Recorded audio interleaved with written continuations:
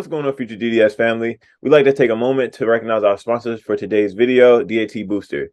DAT Booster is a DAT prep platform which we've seen help plenty of students improve their scores and actually gain acceptance into dental school. We've done multiple giveaways in the past for this platform, and it's actually come full circle to the point where Nick has actually used the program to improve his scores, and he's actually applying for dental school right now. So I want to give him a moment to explain a little bit about his journey, his process using the program, as well as, give us a little bit more feedback about the platform himself. Yeah, of course. So first of all, I absolutely love DAT Booster. I was studying for the DAT for over a year. So I've seen a lot of question banks, and DAT Booster by far just seemed to be the most up to date. And I'll give you guys an example. When I was taking the biology section on my real DAT, I saw 15 questions word for word from DAT Booster. And I know I wouldn't have been able to get a 30 on the bio section without them. And I ultimately got a 27 academic average. So that's been a huge help in applying to dental schools. I highly recommend them to any pre-dent considering using their program. So another great thing about DAT Booster is the fact that they understand that you all are actual students, right? They know you have a lot to pay for, being with applications and the actual DAT exam itself. And so what they do is they give you access to their platform to take one free test just to make sure that you like it and it's a good fit for you. Here at FutureDDS, we always preach on preparation, and we believe that the DAT Booster program is great prep for your DAT exam. If you all are interested and want some more information, go ahead and click the link in our description below. Now let's get back to the video.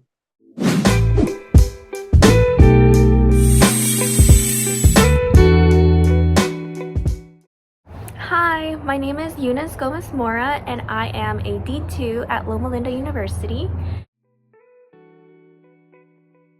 I would say that my journey in dental school started when I was very little. I had an underbite that was fixed when I was around 5 years old, back in my home country of El Salvador.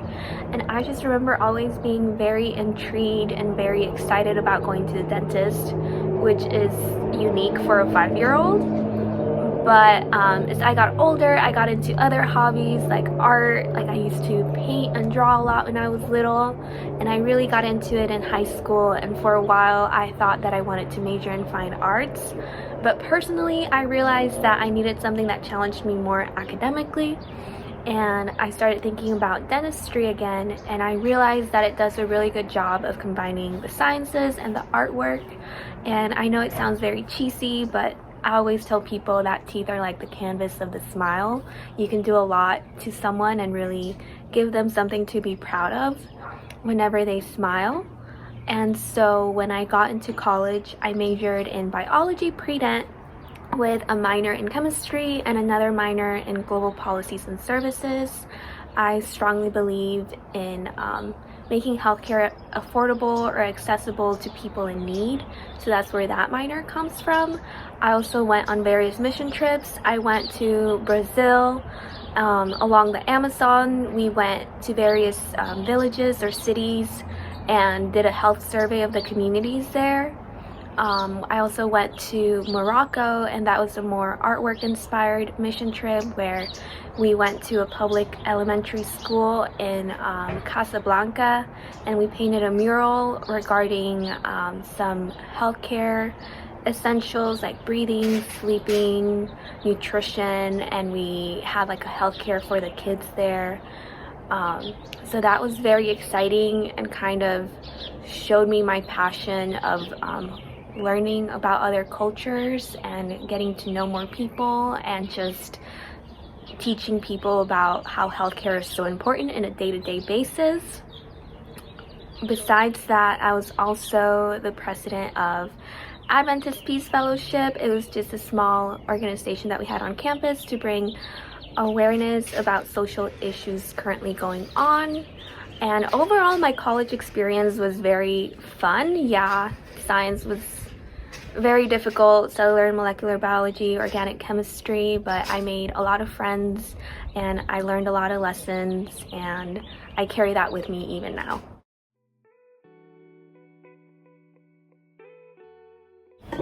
Like I had already mentioned, my interest in dentistry started when I was very little, when I got my underbite fixed. And then even though I was lucky enough to have that procedure to fix that through high school, I had very crooked teeth and overcrowding, and like I realized the impact that someone's smile has, and I just have a bunch of pictures from back then that I never posted because I wasn't confident in my smile. And if I'm going through that, then I'm sure people around me are going through that. So just the idea of the immediate reward that you can have from just a simple procedure like an anterior crown or just whitening someone's teeth, like that could really change their day-to-day life. And something else that really impacted me was I took a gap year between undergrad and dental school, and I worked front office for 2 dental clinics in my town.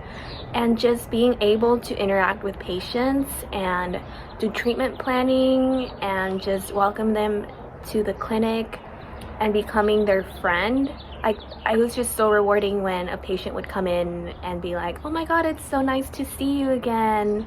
And then since I speak Spanish, I was able to translate for the hygienist or the doctor whenever they needed me to, and just being able to explain periodontitis to a patient that had never heard of it or had no idea how it happened or what was going on with their teeth, and seeing their like the light bulb click and kind of turn on in their head, or like, oh, like this is why this is happening, or like, oh, this is why you floss, or oh, this is why you're supposed to brush your teeth.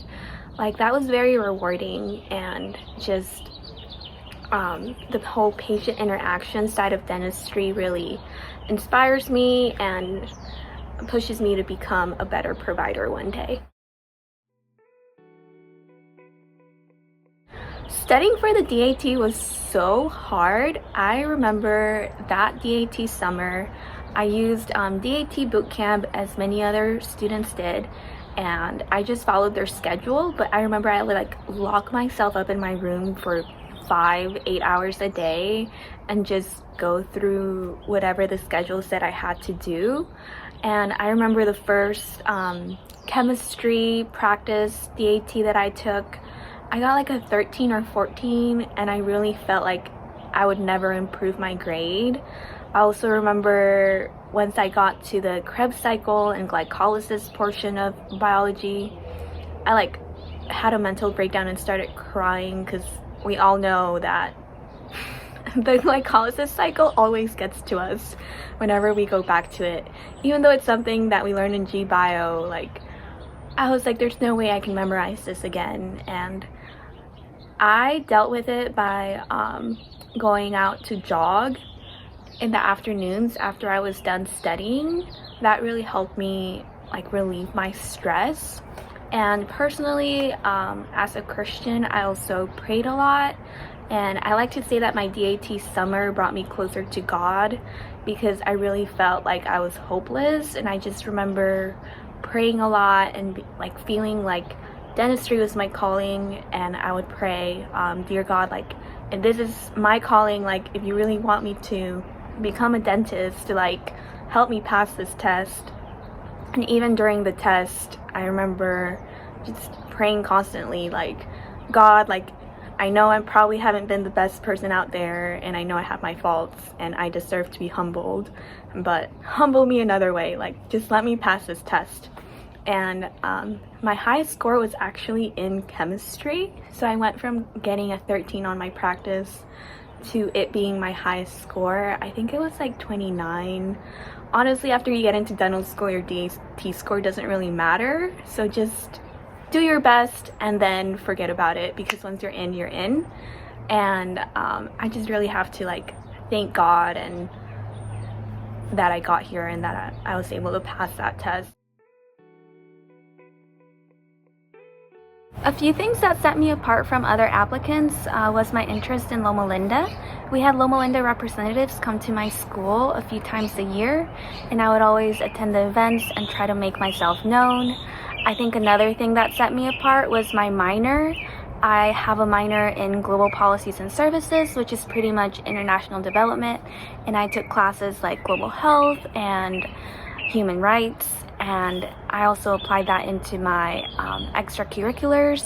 So you always want something that shows your range of interests, but also shows your skills.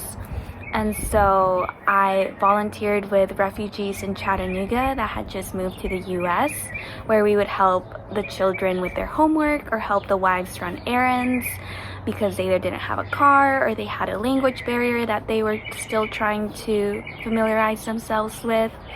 And then I was also the president for a club on campus, which was Adventist Peace Fellowship, and we just showed highlighted social issues that were going on in the world by doing like presentations or tables or just handing out pamphlets.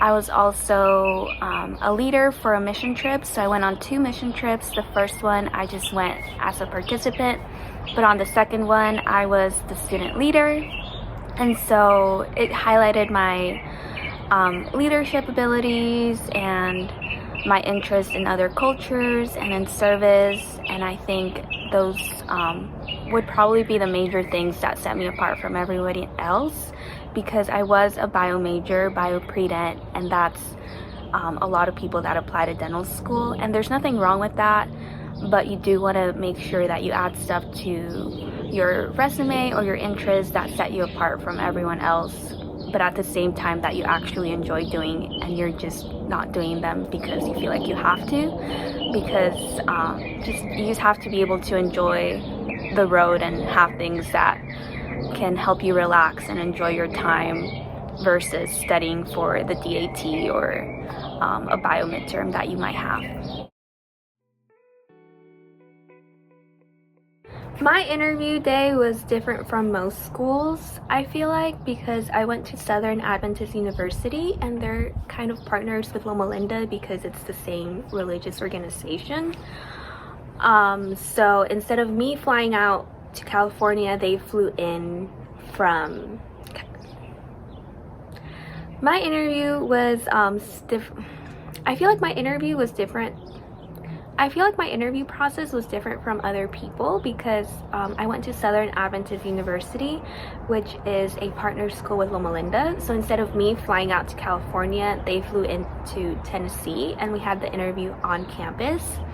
It was one-on-one, and so they just kind of set up a little office in one of the buildings, and you had your interview day. You showed up about 15 minutes early, and there was a question that you had to answer on paper, which was maybe like 2 or 3 paragraphs, nothing major, and you just showed up, and it was about an hour long, and they asked you questions like why dentistry, or tell me about yourself, or why Loma Linda, and just it wasn't very many things specific. It was just they were trying to get to know you and trying to make you feel comfortable. And it was, like I said, about an hour. And at the end, he shook my hand and was like, "Thank you so much for your time. I feel like I can go back to California and tell the interview committee good things about you." And that was the end. It made me feel special when he said that, but when I talked to other people, he had said the same things. At the end, I got in, so he must have been honest when he did say that. And yeah, it was just a one-on-one interview, about an hour long. Nothing too different, I feel like. Tips that I would give for the interview is, you obviously have to practice questions, or at least I did. So I would practice questions like, "Oh, tell me about yourself," or "Why do you want to be a dentist?" and simple things like that. And then for it to be more specific to the school, you can go to studentdoctor.net or just put on Google like interview questions for Loma Linda Dental School, and there's a lot of forums of people saying their questions that they had for their interview, and I felt like it was very realistic into like what to expect. But yeah, you can practice for as long as you want, but at the end of the day, like, just be yourself. The interviewer is there because the committee already determined that you could be a good fit for the school, and they're just trying to get to know you better. and they're not there to intimidate you or like make you nervous. They just want to be able to go back to the school and tell them what their experience is from meeting you in that short time. So as long as, you know, take a deep breath, be yourself, and answer the questions honestly, that's the best that you can do. And that's one of the last steps before getting accepted. So just enjoy the ride and take every moment as it is. So I actually only applied to 2 schools. I wanted to apply to a couple of state schools, but my parents had moved from Tennessee to Georgia my senior year, and so I wasn't considered in-state for Tennessee, and I wasn't considered in-state for Georgia either. And so I ended up just applying to 2 private schools, which were Tufts in Boston and Loma Linda here in California. And I got everything soon for Loma Linda, like the invitation for the secondary application and the interview invitation as well. And I never really heard back from Tufts until like I had already been pretty much accepted into Loma Linda. I got an invitation to go interview for them, and at that point I was like, it's not really worth it. Like, I'm already in Loma Linda, like I kind of had already made my decision. I think things that influenced that decision were things like I had a lot of friends coming here. I knew a lot of people in the area already. Yeah, it was far away from where my parents live in Georgia, but just the idea of moving to California and being by the beach all the time, and yeah, I was gonna be busy in school, but it was just like a difference in culture, a difference in environment that really excited me. And just, you know, getting accepted also really influenced that decision. And I don't regret it. I was driving here when I moved here, and within a week I was like, oh my god, I'm a Cali girl. But no, besides that, everyone has been super, super nice. Like, everyone in my class is there to help each other out. There's not really a competitive spirit or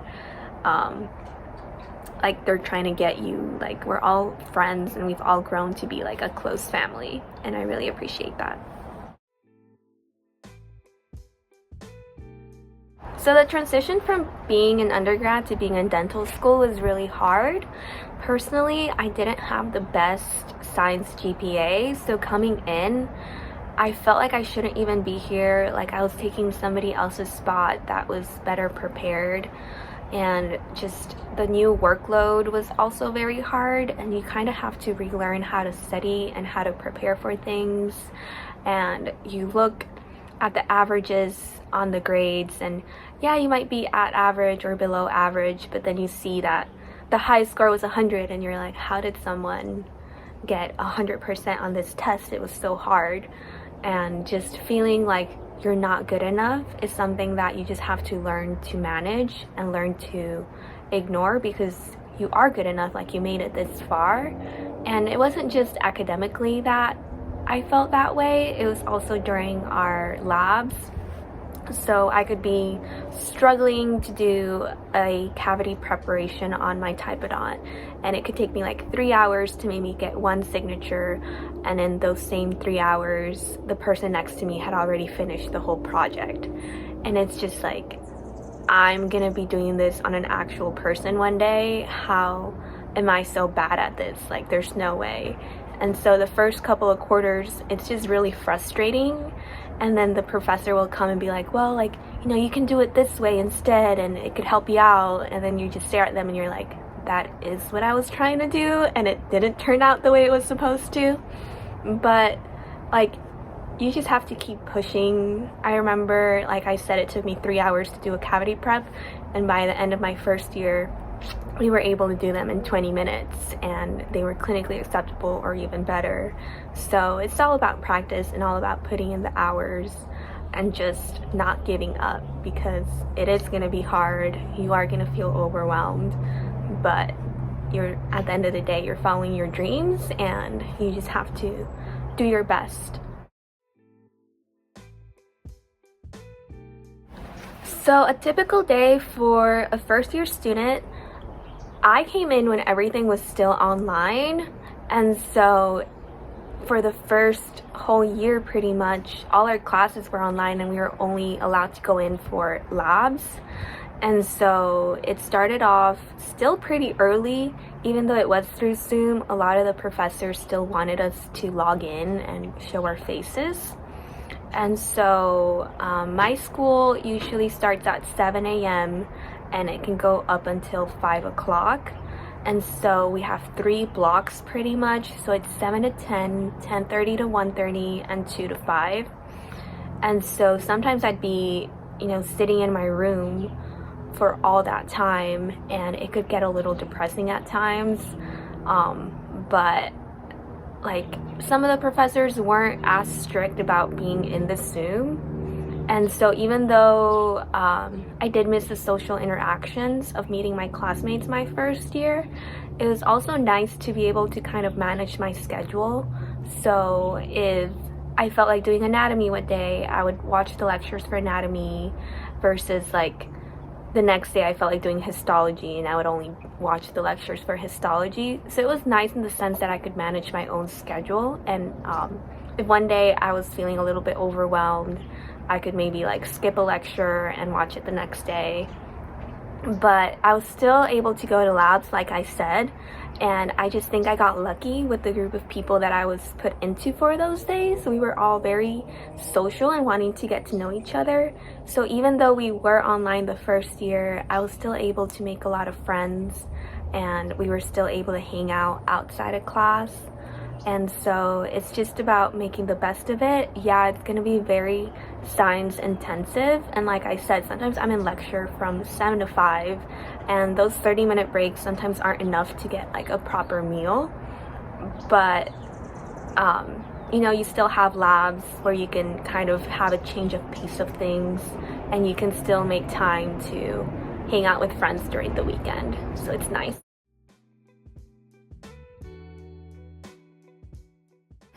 What made me most excited about dental school was moving to California.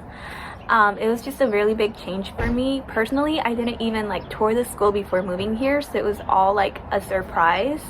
But I've been able to fit in well and make a lot of friends. Everyone in my class is really, really nice. We all get along, we all help each other. And so just going to school and it being drama-free is so nice.